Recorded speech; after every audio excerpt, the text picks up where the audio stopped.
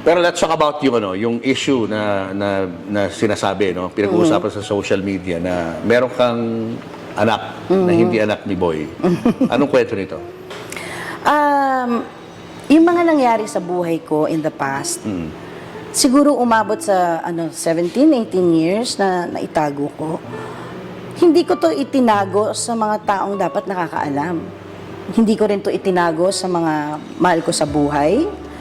Hindi ko tinago sa anak ko. Hindi ko tinago kay Boy. Hindi ko tinago sa mga kapatid ko. In fact, all these years, it was so difficult for people to understand. Bakit okay sila? Bakit magtagal sila ni Boy? Bakit sila okay ng mga anak niya kung may ganito? Common sense, guys. Sa tingin nyo, hindi ko inayos to? Tingin nyo, hindi ko plinano to?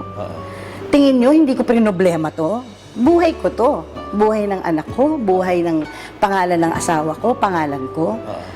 But I don't think I owe anyone an explanation kung ano man ang ginawa ko sa buhay ko.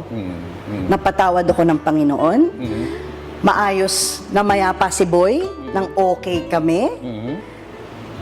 Maayos ang mga anak ko, sa pagkakaintindi ko, maayos, okay. At alam nung anak mo yun, yung kwento nun? Wala akong pinagsinungalingan sa pamilya ko. Is this something na nire-regret mo na nagawa mo sa buhay mo? No. What I got from him was one of my biggest blessings.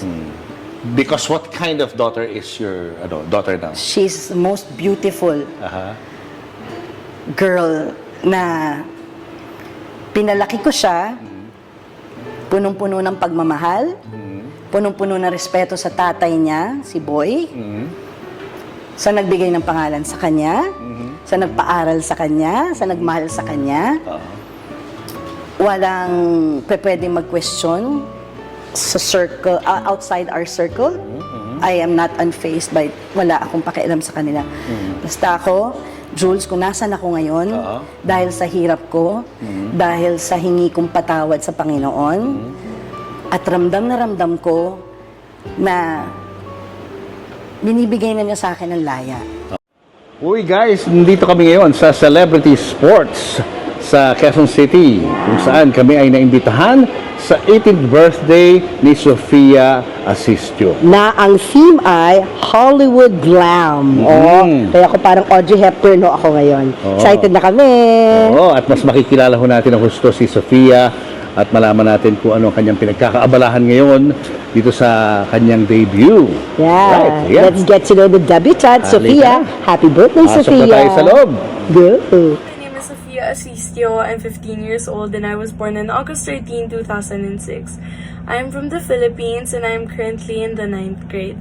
A little background about myself. My mom is an actress and my father is a former politician here in the Philippines, which means I am really used to singing and dancing in front of a lot of people.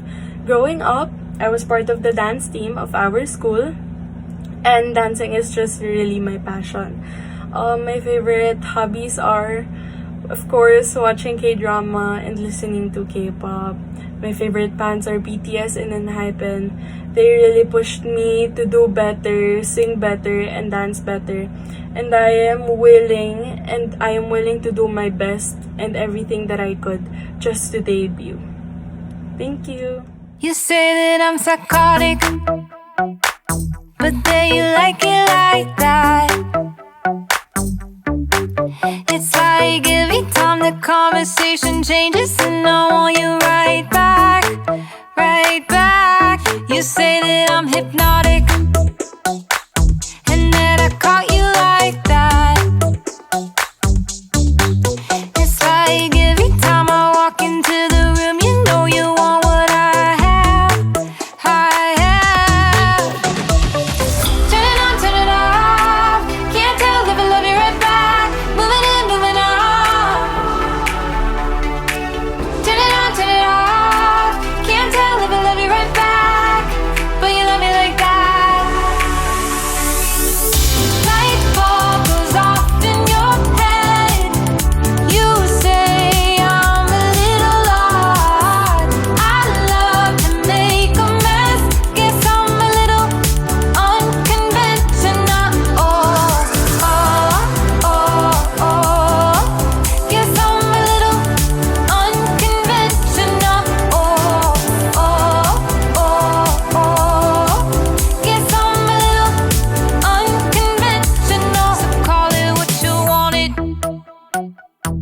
blues when I leave you like that.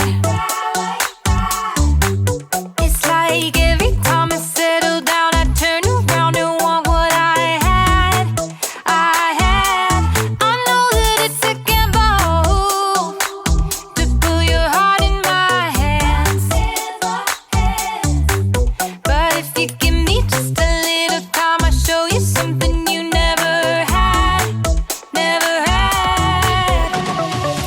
Turn it off. Can't tell if I love you right back. Moving in, moving on. Turn it off. Alright, the star of the night is set on stage once again. Our debut celebrant, Miss Sophia Angela Asisio. Surprise number for everyone to sing for us, our very own Sophia Asisio.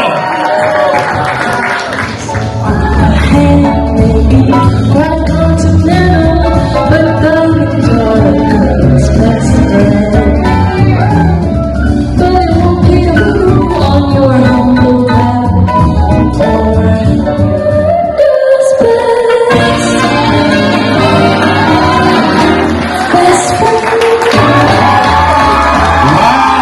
again, our debutante, Miss Sophia Angela Asisio. I think she deserves it. Grabe naman. Ako rin nagulat. Sophia, may now take your seat. Grabe naman. Di lang siya maganda. Marami pang talent kumacting at ngayon nakita natin na kumanta pa si Sophia. We've watched you since you were small and you've always been mature for your age. So right now that you're 18, continue to do so, be more mature. You know what's wrong and right, and yeah, just remember how beautiful you are, how precious you are for the whole family, for everyone who loves you. Yeah, we love you. Happy birthday. I just want to wish you a happy birthday. Stay happy. And may all your dreams and prayers come true. I will always be praying for you. And you know na nandito lang ako. Okay? I love you. Happy birthday, darling. Oh, siyempre, Gcash ang form ng regalo. Pero bakit pa si tita, di ba? Ang bayad sa 30 pa. Okay. Life is never always a bed of roses, di ba? So, there are ups and downs. Sometimes you make mistakes, but even if you do make mistakes, if and when you fall, get up, dust yourself off, hold your head up high, and move on. Because your mistakes should never define who you are. Ha? So, diba? So, galing ko mag-isip. Ha? So, happy birthday. I love you forever and ever. Amen. Okay? I love you. Sophie, it's your 18th birthday, and we're so happy to see you, that you're going to be an intelligent, beautiful, and God-fearing woman. And I can't thank your parents enough for bringing you up. And I'm so proud of you, and we'll always be watching you, even from afar. I love you so much. Whatever happens, no matter what mistakes, stand up, fight. Kasi, suplada ka. Diba? Kaya mo yan, diba? You're a good girl. So I love you, baby, so much. Sobra. Okay? Happy birthday. Sophie, I hope you are as happy as you look. Alam mo naman na matagal mo nang gustong talagang mag-artista, lumabas sa TV, lumabas sa stage. But I think I did naman the right choice na mag-concentrate ka muna sa sarili mo. I know so many things has happened. I know marami na tayong nalampasan and malalampasan pa. But I thank every single person who's here right now, who spoke for you, who wished for you, who prayed for you, and who are just here, present with us. Yung hirap na nagtatrabaho ka araw-araw 24/7, pero sobrang laking pagkukulang ko sa anak ko, pero with all of you here. Alam ko kompleto na lahat. I did my best. Enough. Happy birthday. Samantha, birthday din kasi ni Samantha pala silang August 13. Pero nag-giveaway siya for Sophia's debut. Anak, I love you so much. Alam ko happy ka dyan kay Jesron. Wala kang paalam sa amin. Okay? Ayan, so I love you all. Tito Gapang, I love you. Sander, everyone. Mommy, thank you. Katya, Hatch. Lahat kayo, maraming salamat. Mahal ko kayo lahat. Thank you so much. Thank you everyone for the gifts and everything, for the kind words, and just for the effort of coming here. I love you all. Thank you everyone. Party party. Ano ba, mag-artista na ba siya? Naku, Papo, hindi ko alam. Ako naman kung anong gusto man ng mga anak ko, I let them decide naman. Basta ako, I will be behind them. Hindi naman porket, artista din ako, marami akong kaibigan. Alam mo yun, connections. Gusto ko pinaghihirapan nila. Kasi parang ako, I came from, gusto talaga nag-audition, lahat. So gusto ko ganun din ang pagdaanan nila. Pero kung sakaling piliin niya mag-artista, okay na sa'yo? Talagang gusto niya mag-artista noon pa. Gusto talaga?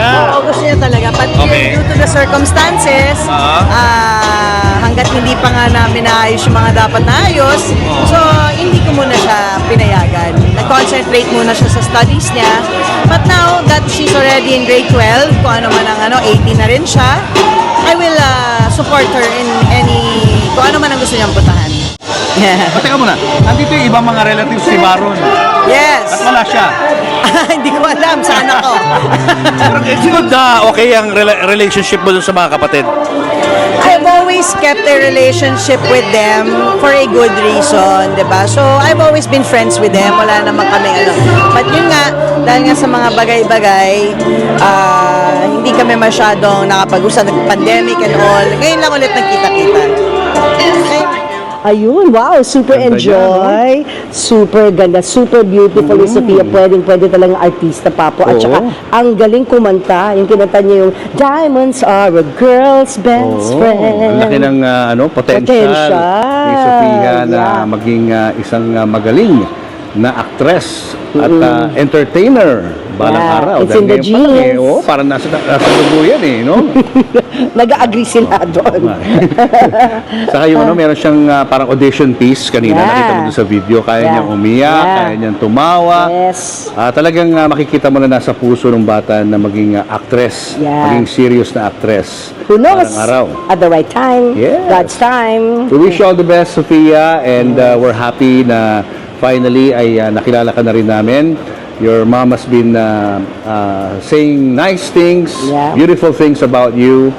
And sobrang kami, naging excited kami nung malaman namin yung mga kwento ng buhay mo. Kaya kami rin ay natutuwa na finally nagkakilala din tayo. Yeah. The world is your stage. The world is your oyster. So much more in store for you. I think this is a sign, Papo, of things to come. Yung future niya kasi, diba, Hollywood glam to. Oh, diba? Feeling ko doon talaga siya pupunta. You're made for the movies, dear. Yes, Happy nasa dugo birthday, yan, nasa Sophia. dugo. Yes, nasa dugo lang yan. Best Happy of luck. birthday. Enjoy your birthday. Nag-enjoy Make kami. it more memorable sa mga darating na araw. Bye. Maputi na ang buhok mo.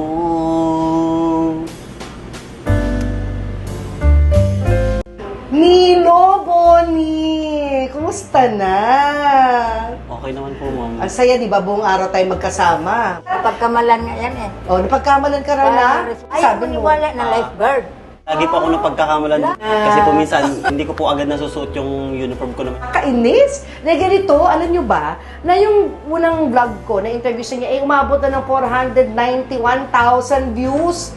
Alam mo, pag nabasa niyo yung comments,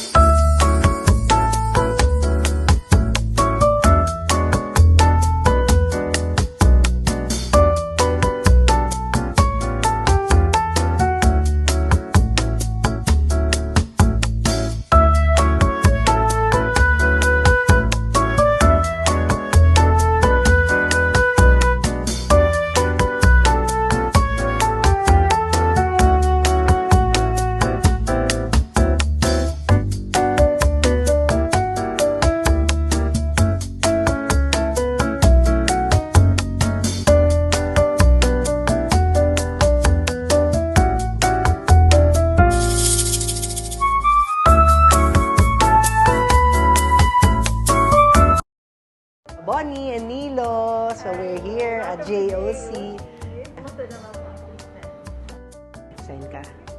Sige. Signature ka, kunwari. Ah. Oh, ang ganda. Oo.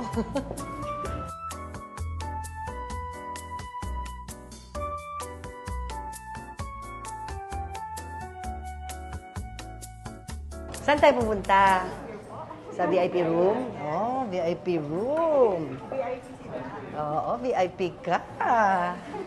Okay.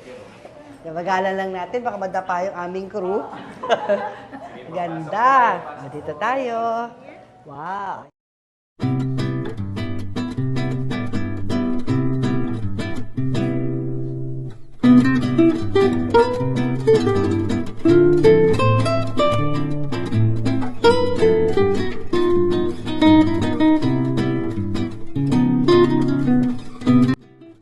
So there's going to be another round of impressions. Ang ginagawa lang natin today yung initial na sukat. Kasi kailangan natin sukatan si nanay ng initial molds para makapagpagawa tayo ng trace or yung panghulma na talagang sukat na sukat sa kanya. So that way we'll be able to get yung buong anatomy ng jaw, wala tayong mamimiss out. Yung mga ganito kasi na factory made or yung mga regular trace na nabibili, hindi siya one size fits all. So ang kailangan talaga natin is yung hulmang-hulma doon sa jaws ni nanay.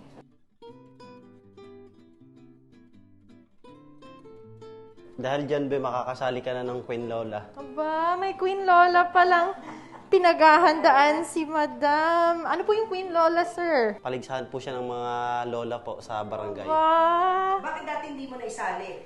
Kasi po dati hindi ko po siya naisali kasi po nahihirapan po daw siya na dahil wala po daw siyang ngipin. Nahihiya po. Nahihiya. Nako.